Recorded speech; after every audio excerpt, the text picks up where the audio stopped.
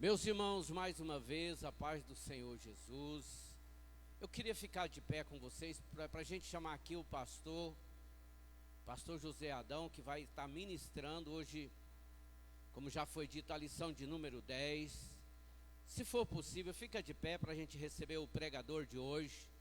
Eu quero, antes de passar aqui para o pastor José Adão, falar da minha alegria e a minha gratidão ao Senhor Jesus por tudo que vem acontecendo na vida dessa igreja, e especialmente agora por último, pelo que aconteceu ontem, uma grande festividade, uma festividade que superou e muito as expectativas de todos nós, e eu quero de todo o coração dizer que nós estamos agradecidos ao Senhor pela equipe maravilhosa que trabalha com as crianças, e também dizer que nós lançamos esse desafio de fazer 8 dias de festa. Na verdade não é 7, é 8 dias.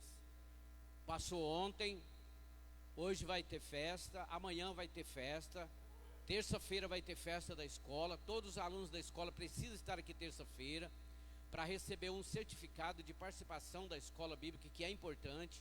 Na quarta-feira vai ser a grande festa do círculo de oração, onde tem aí a pastora Helena, a pastora Raquel, a irmã Expedita, essas mulheres aí de Deus que estão na frente do trabalho do círculo de oração. Na quarta-feira tem muitas igrejas convidadas, grupos para vir louvar, e na quinta-feira o último culto de libertação do ano. Na sexta-feira, departamento de homens, Cláudio está preparando aí também uma grande festa, e encerramento no sábado com a confraternização das mulheres. Feche os teus olhos comigo. Meu Deus, meu Pai, na manhã desse dia de domingo, dia 10 de dezembro, Senhor, nós estamos reunidos aqui mais uma vez para receber mais uma porção da palavra do Senhor, palavra que liberta, palavra que traz vida, palavra que traz alegria e poder. Pai, eu sei que o Senhor vai usar o teu servo, porque eu sempre o Senhor tem usado. Então, Pai, eu peço que o Senhor faça com que nós possamos abrir o coração para entender o que o Senhor quer falar conosco nessa manhã, no nome de Jesus. Vamos aplaudir o Senhor bem forte. Deus abençoe. Aleluia. Louvado seja Deus. Graças a Deus.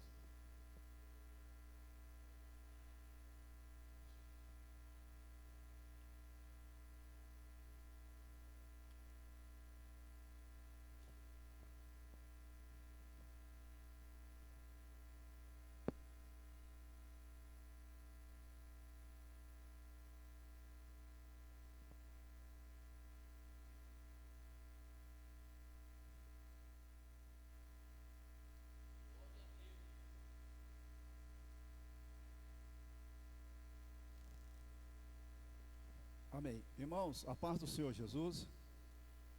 Louvado seja Deus pelo privilégio de estarmos aqui nesta manhã mais uma vez, para nós aprendermos a palavra de Deus a respeito da perseguição à igreja, ao cristianismo ao redor do mundo, ao longo de toda a sua história.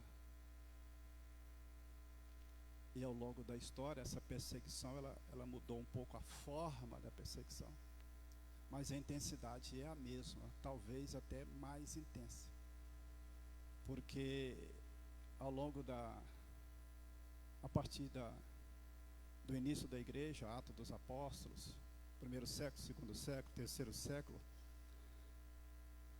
no terceiro século cessou-se um pouco a perseguição, mas a gente vai ver que a perseguição ela continua. A perseguição antigamente era perseguição, prisão e morte, forca, jogar na arena os animais. A gente vai ver isso ao longo da história da igreja no primeiro século. A perseguição hoje ela é um pouco diferente em algumas regiões, em alguns continentes. Por exemplo, na Ásia, no Oriente Médio, onde está localizado a maioria dos países da janela 10 para o 40, que nós aprendemos ontem, nós aprendemos no domingo passado, a perseguição ainda continua sendo prisão e morte. Prisão e morte. Na Europa, nos Estados Unidos, aqui no Brasil, a perseguição ela mudou um pouco a forma, o foco. é mais uma perseguição religiosa, melhor dizendo, psicológica, uma perseguição ideológica, que vai usando-se os meios de comunicação, o discurso, elaborando as leis nos congressos, principalmente aqui no nosso país, em que querem calar a boca da igreja, de uma forma sem levar à prisão e sem matar, mas a perseguição no continente europeu, nos Estados Unidos e no Brasil, ela continua ferrenha. É uma perseguição por meio da ideologia, para que mine a mente dos crentes, dos menos informados. Claro que todos nós somos dependentes e temos que nos informar, para que a ideia de uma igreja santa, de uma igreja viva, de uma igreja compromissada com a palavra seja banida. E se alguns, por meio de leis que estão no Congresso, por meio de juízes nas suas instâncias, especialmente no Supremo Tribunal Federal, querem calar a boca da igreja. Se alguém se levanta, tem que levantar-se com muito cuidado nas suas palavras, para não ir aos tribunais e não ser processado. Não, a perseguição por meio de leis, por meio de juízes, ela é terrível, como foi no passado.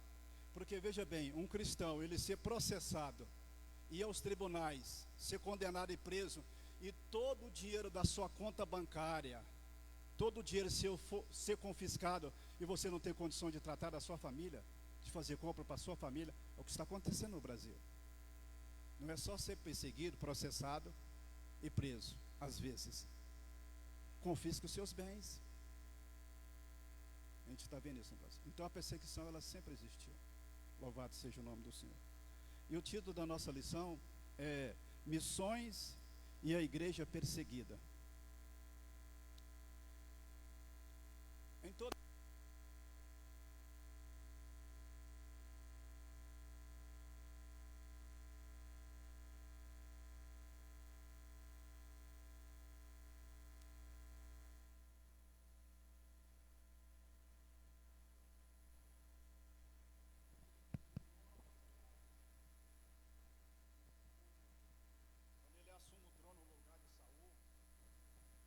os jebuseus estavam na cidade de Jerusalém por vários anos, e dominava e escravizava o povo judeu, as nações vizinhas, principalmente o povo judeu, a pagar duros tributos. Aí Davi se levanta como rei, Deus escolhe ele. Um dos primeiros propósitos que ele colocou no coração foi conquistar Jerusalém. E ele conquista Jerusalém, instala o seu governo em Jerusalém. Vem o propósito de fazer um templo em Jerusalém. Jerusalém, irmão, está no centro do globo terrestre. O templo construído por Salomão, aonde está ali a doma da rocha ali dos muçulmanos, o muro de Jerusalém, ali é o centro da terra. Se você evacuar toda a terra do planeta Terra e ficar só terra, Jerusalém, aonde está o templo, foi construído o templo, é o centro, é o peão da terra. Davi entendeu isso, disse: meu Deus merece o melhor, eu vou conquistar o melhor, eu vou conquistar o centro da terra, e vou elaborar e projetar um templo ao meu Deus, louvado seja o nome do Senhor. Ele não elaborou, ele elaborou, mas ele não concretizou, porque foi o seu filho que construiu, Salomão. Então, e aí, por isso, irmão, tem toda a perseguição, a gente vai ver isso na antiga aliança.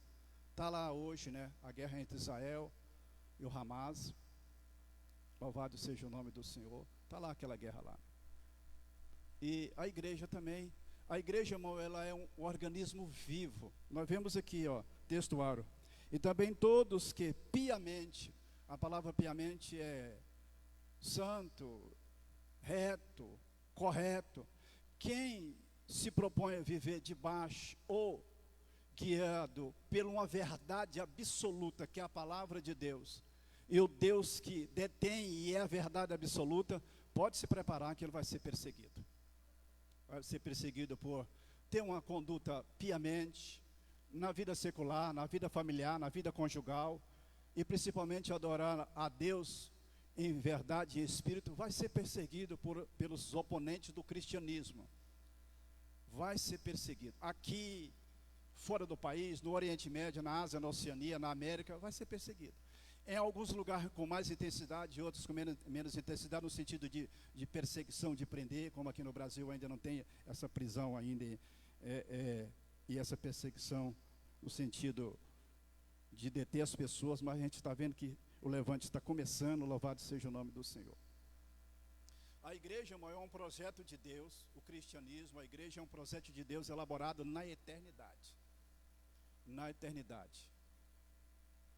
Fundado por Jesus Cristo, por meio do seu nascimento, da sua morte, quando ele dá o brado, está consumado, encerra-se a antiga aliança e é estabelecida a nova aliança. Não que os mandamentos da antiga aliança foi deixado para trás, não. Os princípios se aplicam na nova aliança, e não tem como você estudar a nova aliança se não buscar os escritos da antiga aliança, a lei de Moisés. Então, mas quando Cristo inaugura a igreja, e essa igreja é estabelecida em Atos dos Apóstolos, capítulo 2, começa-se o levante. Nós vimos aqui Estevão, foi o primeiro mártir da igreja. E a igreja, em toda a sua história, foi perseguida. A igreja, ela nasce num contexto histórico em que o Império Romano estava governando. Quando Cristo nasce, quando Cristo vem ao mundo, o Império Romano governava o planeta Terra naquela época, o mundo daquela época, por um período já de 400 anos, melhor dizendo, de 300 a 300 e poucos anos. O Império Romano já estava governando o mundo por um período já de 300 anos antes de Cristo. E ele continua governando o mundo por um período de 470 anos depois de Cristo. O Império Romano só vai deixar de governar o mundo 470 anos aproximadamente depois de Cristo. Mas então ele governa o mundo por um período de quase 500 anos. E quando Cristo vem, a igreja é inaugurada, e a igreja começa a crescer, o Império Romano é que dominava o mundo, imposto caríssimo às pessoas, às províncias, principalmente a Judéia, a Galileia, pesadas penas, louvado seja o nome do Senhor, imposições severas, morte sobre a cruz, como Jesus morreu. Então, a igreja, ela nasce nesse contexto, louvado seja o nome do Senhor. Imposto altíssimo, para manter o império, para manter os imperadores em Roma. E a religião era dominada pelo Império Romano. Como a religião, antes de Cristo vir, não afrontava muito o Império Romano, porque os judeus, adorando a Deus na lei mosaica, não tinha muito que o Império Romano tivesse medo. Quando Cristo nasce, que prega, o reino de Deus está entre vós, o Império Romano se levanta. Quando Cristo vem, eis que o reino de Deus está entre vós. E Paulo e os apóstolos continuam com essa mensagem, com essa pregação. Aí o Império do Romano se levanta, arrupeia o cabelo da cabeça, uma linguagem figurada que eu estou usando aqui, porque a ideia do Império Romano é de que nunca levantaria um rei, a menos que fosse eles. Quando se prega a ideia de um novo rei, né? Só que a ideia de reino, Cristo pregando e depois os apóstolos, é um rei de paz, é um reino espiritual, não era um reino de domínio da humanidade e do mundo habitado daquela época. Por isso que Judas, irmãos, ele se decepcionou com Cristo, porque quando ele abraça a ideia da pregação de Cristo, ele pensava que Cristo era o rei prometido nas profecias e que se levantaria contra o Império Romano e dominaria a Palestina na época e destituir o Império Romano do seu domínio, principalmente da Palestina. Essa não foi a ideia de Cristo. Quando ele vê o discurso de Jesus, eis que o reino de Deus está entre vós, mas Jesus não se levanta, não pega em arma e nem arregimenta exército para derrubar o Império Romano. Ele olha para Jesus e me decepcionei com o Senhor, no coração dele. Eu pensei que o Senhor ia. E aí, então, ele começa a desviar dinheiro do gasofilácio, das ofertas, para manter o partido político que ele tinha, que ele fazia parte. Ele fazia parte do partido político, os zelotes. era um grupo religioso, um grupo judeus, mas com a intenção de derrubar o Império Romano. Aí ele se decepciona, e ao se decepcionar, ele deixa o diabo entrar no seu coração, e ele acaba traindo Jesus, e morre na situação que ele morreu. E aí a gente vai ver a perseguição. Nós vemos que nos estudos, que há uma lacuna, um espaço, melhor dizendo, entre Malaquias e o Novo Testamento, em que Deus silenciou nesse período de 400 anos. Deus não silenciou, irmão. Você já pensou se Deus ficasse um dia sem falar com o ser humano? Deus nunca silenciou. O silêncio de Deus entre Malaquias e Mateus é o silêncio profético. Não havia profetas e novas profecias em Jerusalém aos judeus.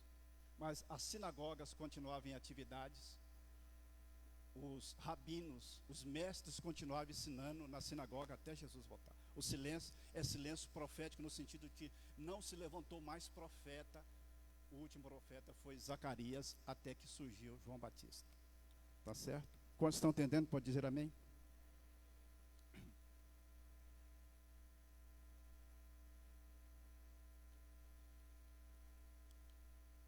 Nós vemos o primeiro mártir, Estevão, o discurso dele, a pregação dele. Ele traz a antiga aliança, o Antigo Testamento, e prega em praça pública. A introdução: a perseguição contra o cristão é uma realidade. Aproximadamente mais de 360 milhões de cristãos no mundo sofrem algum tipo de perseguição por expressar a sua fé em Jesus. Muitas vezes a obra missionária é realizada num contexto de perseguição religiosa, política e cultural. Veja, política, religiosa e cultural. A perseguição de Jesus teve esses três quesitos. Política: o Império Romano não tolerava a ideia de um novo rei, e Jesus pregava que o reino de Deus estava entre eles. Cultural: os judeus achavam que Jesus ia mudar a lei, os costumes, né? Religiosa também. Haja visto que naquela época havia vários sacerdotes, e havia Anás e Caifás, que era sacerdote e sumo sacerdote, sogro e genro e sogro, todos os dois comprados pelo Império Romano. Pau mandado do Império Romano na época de Jesus. Anás e Caifás só fazia aquilo que o Império Romano mandava, e vivia sobre a chibata do Império Romano, no sentido de obedecer ao Império, tirar dinheiro dos judeus, dos gasofilaços, das ofertas, e repassar ao Império Romano. Então a perseguição sempre existiu. Por isso, o tema desta semana é muito importante. Veremos como a igreja do Novo Testamento lidou com esse desafio. Faremos um panorama da perseguição na atualidade. Refletiremos a respeito do que podemos fazer para ajudar os cristãos e os missionários perseguidos que labutam na causa do Evangelho. Vamos ver o contexto histórico da época, um pouquinho da história da igreja ao longo da sua história, e vamos ver como é que está a atualidade também hoje. Louvado seja o nome do Senhor. Jesus, ele lançou uma profecia, olhando o templo, e disse assim: aqui nesse templo não ficará pedra sobre pedra, tudo será derrubado. A profecia de Jesus se cumpre na íntegra. Eita glória! Quando ele disse: está vendo tudo isso aí? Bonito, não é? Se referindo ao templo que Salomão construiu e destruído pela Babilônia, reconstruído por Zorobabel, e depois, já um pouco velho, eu esqueci, que reforma ele 20 anos antes de Cristo. E aí ele olha para o templo e diz: aqui não vai ficar pedra sobre pedra, tudo será destruído. Aí eu penso que os apóstolos estavam querendo dizer: mas um templo surtuoso, reconstruído por Nero. Nero reforma o templo. Quando Jesus chega, o templo está bem modificado. Não é o templo basicamente que Salomão construiu, melhor dizendo. Zorobabel reforma, Nero reforma o templo, e amplia algumas salas para os sacerdotes dormirem, os sacerdotes ficarem ali a liturgia do culto. Aí a profecia se cumpre na íntegra, porque no ano 70 depois de Cristo, o imperador Vespasiano Tito invade Jerusalém, 70 anos depois de Cristo, chega em Jerusalém com seu exército, cerca Jerusalém, ninguém entra, ninguém sai, quem está do lado de dentro praticamente morrendo de fome. Segundo a história, isso já está na época do cristianismo, 70 depois de Cristo. Segundo a história, diz que as árvores ao redor de Jerusalém, dos muros, praticamente quase todas elas foram cortadas para fazer estaca, para enfiar no órgão genital das mulheres, dos homens, e para fazer cruz para matar os cristãos que estavam em Jerusalém, E ele destrói tudo, mata. Aí os judeus saem, né, começa a diáspora. Chega-se aos ouvidos do imperador Vespasiano Tito, em que debaixo dos muros de Jerusalém, cerca de 3, 4 metros de fundura, onde estava a base, havia ouro, pedras preciosas escondidas pelos judeus ao longo da história da construção. Chega aos ouvidos do imperador romano, Tito diz: olha, imperador, os judeus têm muito ouro escondido debaixo dos alicerces. Então ele manda cavar e desmanchar tudo. A profecia de Jesus: não ficará pedra sobre pedra. Eiracho e canto e micacha. Não tinha ouro, irmão. Não tinha nada. A informação era falsa. Mas há 40 anos, 38 anos, Jesus disse que não ficaria. A profecia tinha que cumprir. Chega aos ouvidos de um imperador, diz: tem muito ouro. Ele manda cavar, tirar pedra por pedra, só fica aquele pedacinho de muro que está lá até hoje. Aí os judeus, os crentes, saem para a pregação. Paulo naquela época já está em atividade. Paulo, os apóstolos, Pedro pregando, João pregando. Paulo morto pelo imperador Nero, em Roma, decapitado. Ele escreve 2 Timóteo capítulo 4, versículos 7, 8 e 9, né? O tempo da minha partida está próximo. Já estou prestes a ser oferecido por aspersão de sacrifício. Ele está dentro de Roma. E dentro de Roma, irmão, ele ganha parente de Nero. Ele ganha primos, cunhados, parentes próximos de Nero para Cristo. Como ele disse: eu estou em prisão, mas a minha boca não está presa. Louvado seja o nome. Tem muitos crentes, tem muitos missionários, irmão, que estão sendo perseguidos agora. Até está em prisão, mas a boca deles estão livres para orar, clamar, ajoelhar e pregar aos carcereiros. Nós aqui temos toda a liberdade de ir e vir, cultuar ali na praça, como estão os nossos jovens, e às vezes nós não tiramos 10 minutos, 20 minutos de oração, para que a mão de Jeová seja estendida aos nossos irmãos missionários no Oriente Médio, na Ásia, na África. A igreja está sendo perseguida. Paulo decapitado.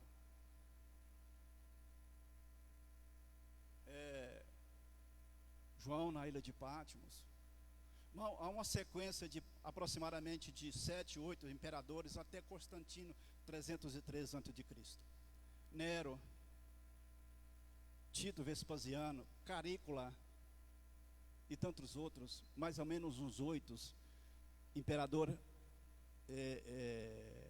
de Nero até Constantino. Eu vou falar por que Constantino, que perseguiu a igreja. Nero e os que antecederam Nero matavam os cristãos. Nero, você viu lá a fogueira, o fogo que ele colocou em Roma e colocou culpa nos cristãos? O imperador, esqueci o nome dele, que levou João para a ilha de Pátimo, ele não era muito de matar, ele não era muito de assassinar os apóstolos, ele gostava de prender. Domiciano. O Domiciano, ele não era de matar. Ele não era de mandar matar em praça pública, mas ele matava. Mas ele levava os crentes, os apóstolos, os seguidores de Jesus para a ilha. E aí ele manda trazer João de Éfeso até a audiência. Aí João vai para a ilha de Patmos, sob o domínio de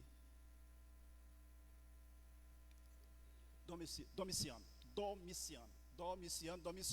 para mim não esquecer.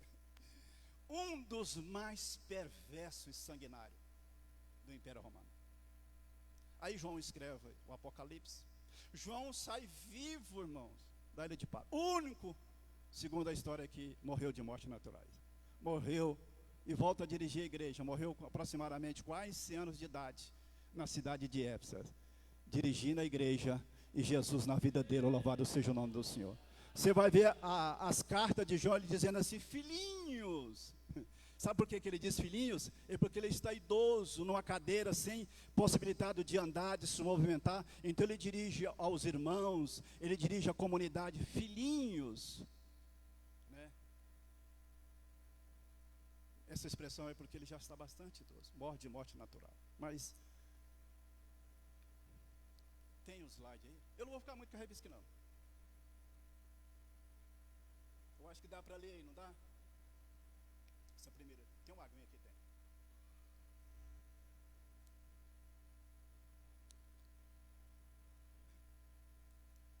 Tem um livro chamado Catatumbas de Roma. Alguém tem ele aqui? O Francisco tem. As Catatumbas de Roma, né? Ali é terrível, não é, irmão? Há uma cidade por baixo da Roma hoje, uma cidade antiga, onde há túneis, onde os cristãos escondiam na época, não é, irmão Francisco? E faziam os seus cultos na época. Nesses túneis, como está lá, como os túneis, como não, mas parecido com os túneis do Hamas, onde os cristãos corriam e se escondiam, ali dormiam, ali faziam suas comidas, outros iam para a floresta e cultuavam a Deus debaixo das florestas, na beira dos rios, porque o Império Romano perseguia muito. Então, as Catatumbas de Roma, dentro dessa cidade antiga de túneis, tem inscrições lá, que os cristãos deixou na parede. Tem lá a figura do peixe, que é um símbolo do cristianismo. E pode voltar na primeira? Essa é a primeira? Ah, tem como, pode colocar mais, tem como colocar mais grande, irmão? A primeira, vamos pegar pela primeira, se tiver de pegar a primeira figura. E aí nós vamos passando uma por uma.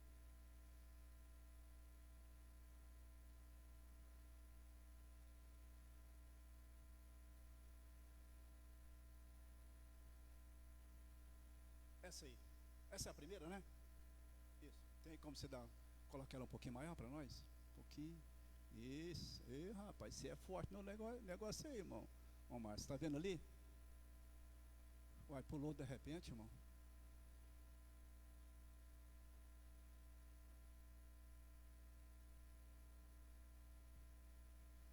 Então veja, irmãos, que a perseguição hoje, a Coreia do Norte, por exemplo, falou, irmão, falou aqui o irmão Alain. É o país mais fechado para o cristianismo hoje. Nós temos países vizinhos aqui também, como Cuba, também não pode pregar. A Venezuela, nós estamos vendo aí um conflito aí, também não pode pregar. E alguns países bem restritos aqui, por exemplo, Peru também não é lá essas coisas, mas a Venezuela e Cuba, irmão, não pode pregar. Não pode, né? Nós estamos vendo isso aqui. Mas a Coreia do Norte, irmão, lá é como os imperadores antigos, o imperador, por que o imperador perseguia os crentes? Porque eles pregavam a vinda de um reino, o reino Jesus, o imperador, não, o rei aqui sou eu. Aqui ninguém adora outro, os cristãos eram obrigados a adorá-los. Eram perseguidos e tinha que adorá-lo. A Coreia do Norte, irmão, é a mais fechada hoje. Eu disse que a ração, a comida lá é distribuída pelo, né? O único que teve permissão para entrar na Coreia do Norte e pregar o evangelho, Billy Graham. Billy Graham pregou em 88 países durante o seu ministério evangelístico. O único que entrou na Coreia do Norte e teve permissão de falar de Jesus. Ninguém mais entrou. A não ser algum missionário, às vezes até secreto. Vamos ver aqui. A igreja nasceu em um contexto de perseguição. De acordo com a tradição cristã, Paulo foi decapitado no ano 64 por ordem do imperador Nero. Como ele era cidadão romano, não podia ser crucificado. Olha aí. O Império Romano impunha a pena de morte de cruz a quem não tinha cidadania romana. Como Paulo, pelo serviço prestado a Roma, ele adquiriu a cidadania romana, e ao adquirir a cidadania romana, o imperador disse, pode decapitá-lo, mas não na cruz, porque os romanos não era a cruz. Mas o Império Romano não foi quem elaborou a questão de morte, de cruz e a crucificação. Se eu não me engano, foi os gregos. O Império Romano abraçou essa ideia de punição, e aí ele aplicou com severidade, irmão. Com severidade. Com severidade. Aí Jesus foi levado à cruz, entre os dois. E por que Jesus ficou entre os dois? Porque o destaque tinha que ser para ele. O que cometeu mais crime, o que se levantou mais contra o Império Romano, os dois, a esquerda e a direita, era para, segundo a mensagem que ele queria passar para a população, que era menos delinquente, era menos prejudicial no sentido de criminalidade. O do centro era o mais criminoso. Jesus está no centro. Oh, louvado seja o nome do Senhor. Mas está no centro da vontade de Deus, para comprar a igreja, a humanidade, com o seu sacrifício na cruz do Calvário. O Império Romano, naquela época, não entendeu e nunca entendeu por isso. Tem outra aí, Varal, que nós podemos passar.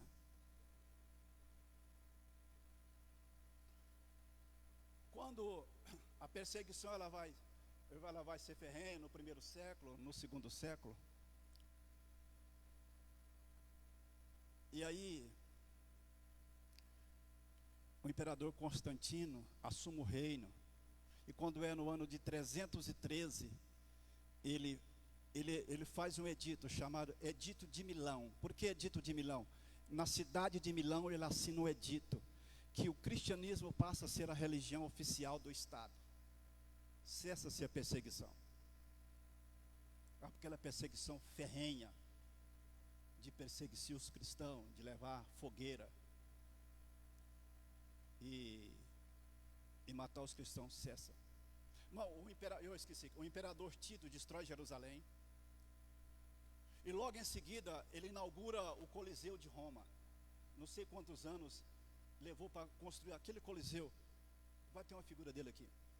Ele não sei quantos anos, mas aí ele vai inaugurar o Coliseu de Roma, imperador Tito Vespasiano, o que destruiu Jerusalém. Ele leva 100 dias na inauguração do Coliseu. Uma festa, ele dá uma festa de 100 dias no Coliseu de Roma. Você sabe qual era o espetáculo máximo no Coliseu de Roma? Cidadãos sendo mortos pelos gladiadores e pelas feras. Cidadãos de má índole ao Império Romano, segundo eles, e dentre eles centenas e dezenas de cristãos. Segundo a história, diz que Tito matou na inauguração do Coliseu 100 dias, matou mais de 10.000 pessoas, dentre elas cristãos. Jogava na arena os animais, os leões, os cães ferozes, trucidava os cristãos. E a plateia no Coliseu de Roma, eu não sei, irmão Francisco, o senhor pode me ajudar aí? Eu não sei quantas pessoas cabia no Coliseu de Roma, o senhor tem mais ou menos noção? Muitas pessoas, né? Não sei se era 30.000, 50.000 pessoas, mas eram muitas pessoas. Muitas pessoas.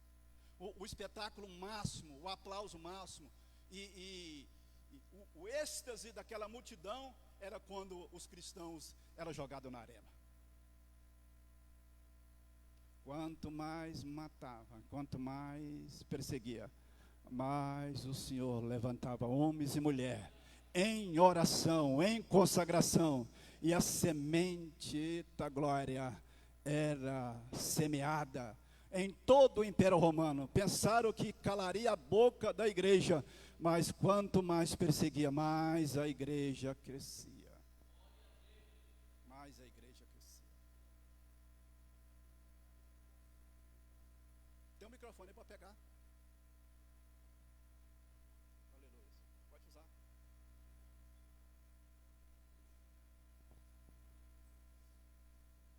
Irmãos, a paz do Senhor. No Coliseu cabia mais de 50.000 pessoas.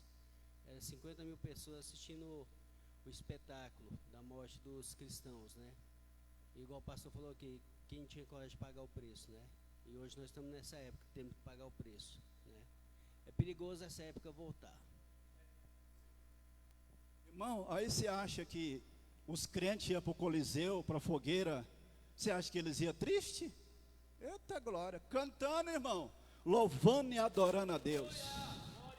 Policarpo com cerca de 90 anos de idade, ele é preso numa província e passa pelo concílio do Sinédrio, pela corte romana, e ele chega em Roma, chega na audiência, ele é trazido numa carroça, e ele cai da carroça, ele machuca, ele quebra a perna, ou tornozelo, não sei, e ele chega manquitolando, arrastando a perna na audiência.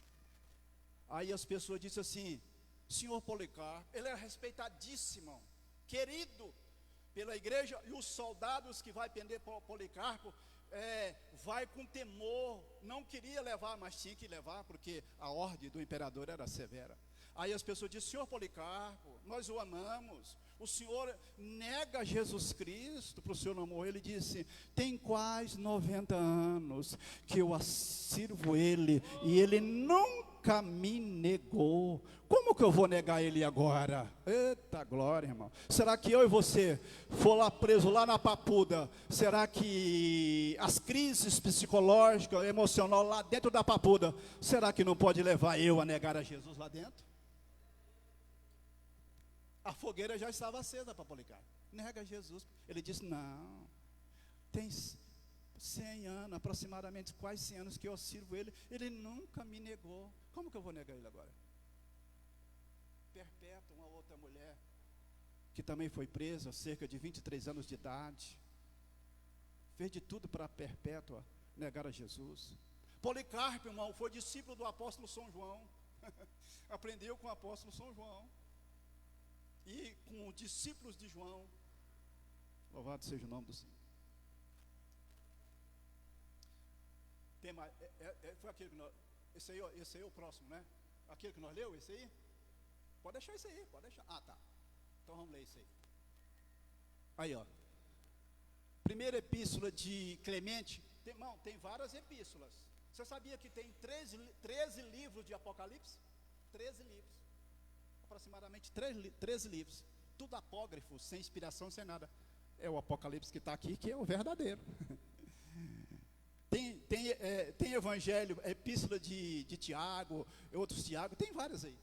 Aqui. Primeira epístola de Clemente não faz parte do canônico bíblico. Vítima da perseguição religiosa de Nero, Pedro pediu para ser crucificado de cabeça para baixo, por se sentir indigno de morrer como Cristo. Segundo a tradição, o fato se deu no circo de Nero, onde hoje fica Fica onde? Vaticano. Fica o Vaticano. Segundo a tradição, né? Só que a gente não vê Pedro aí em Roma, mas onde fica o Vaticano. Leia Apocalipse capítulo 17 e 18, você vai ver lá, vai entender mais quem é a prostituta do Apocalipse.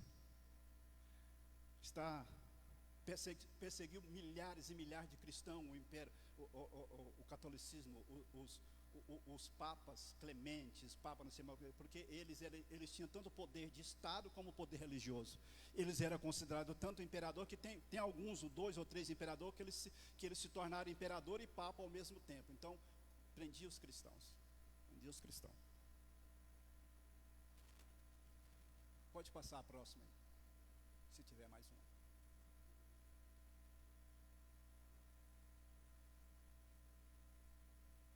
Aí a janela 10 por 40, cerca aí de 50, mais de 50, 60 países.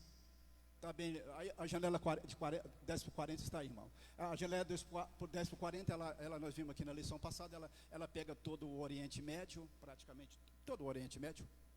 Dentre a janela 10 por 40 está a faixa de Gaza. Por incrível que pareça, a janela 10 por 40 também, a nação de Israel também está dentro da janela 10 por 40. Porque a nação de Israel espera o Messias até hoje. Eles esperam o Yoshua até hoje. Só que o Yoshua que eles esperam não é o Yoshua, não é o Messias nosso, porque ele diz que o Messias deles é rei, é poderoso. Irmão, é um escândalo para o judeu um Salvador e a cruz. Pode falar, irmão Francisco. O Francisco vai falar. Eita glória. Alguém quiser falar para nos ajudar, fica à vontade. O nosso guia que acompanhou a gente e perguntou a ele se eles cria que Jesus já tinha vindo ou não. Aí ele fez dar uma enrolada que, inclusive, eles não usam o Novo Testamento, não usa o Novo, porque eles esperam ainda o Messias. E por quê? Aquela mentira que os soldados foram sujeitos a dizer que